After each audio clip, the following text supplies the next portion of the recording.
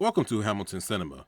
Today we are going to discuss the new movie, Alien Romulus. Here is a timeline on where this movie takes place, and look how many Alien movies we had. Quite a bit over the time stretching back to 1979.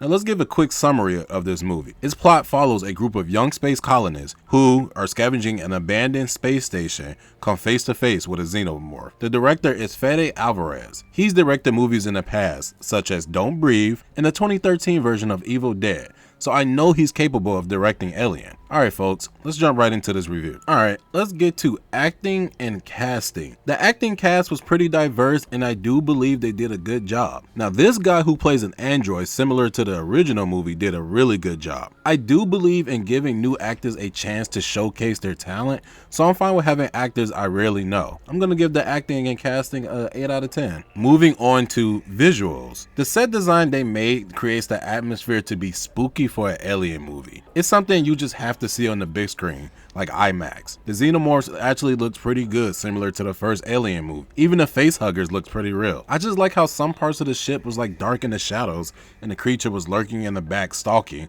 and the practical effects was really nice. It was beautifully shot sometimes. Now I'm gonna give the visuals a 8 out of 10. Moving on to the characters. Now I'm not gonna lie to you guys, the characters were equally uninteresting. I mean, it's usually like that with some alien movies, so I'm not really tripping over it. The characters were definitely bland though. I mean, I think people are more concerned with how they are going to get killed off by the xenomorphs more than the backstory of the characters. I'm gonna give this a 6 out of 10 because we go see Alien for the aliens and kill, not really more of like the character development.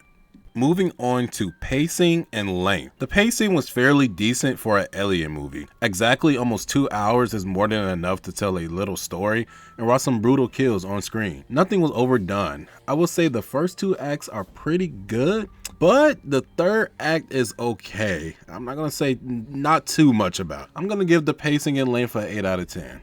Moving on to originality and creativity. Alright folks, bear with me for this one because you might get mixed emotions for this category. Now this may cause some controversy, but I do feel like nowadays people love putting a little fan service in films to recall back to the older films. And it's absolutely nothing wrong with that, but it doesn't have to be overdone. It felt like they were trying to recreate scenes from the original too much. There were other things to make the movie cool enough to watch, but the dialogue did sound a little familiar from the first Alien movies. There are a lot of Easter eggs and connections Alien fans would love. In all honesty, it's the same scenario, just another ship. I'm fine with that because I don't go in expecting something completely different for an Alien film. It felt like they took some stuff from the other Alien movies to build this storyline. I'm gonna give the originality and creativity a 7 out of 10. Jumping to the conclusion. Altogether, the movie is pretty decent. There was enough cool stuff to make the movie fun to watch. There was a couple, oh, I saw that coming, but that's okay. It's kind of like a legacy sequel.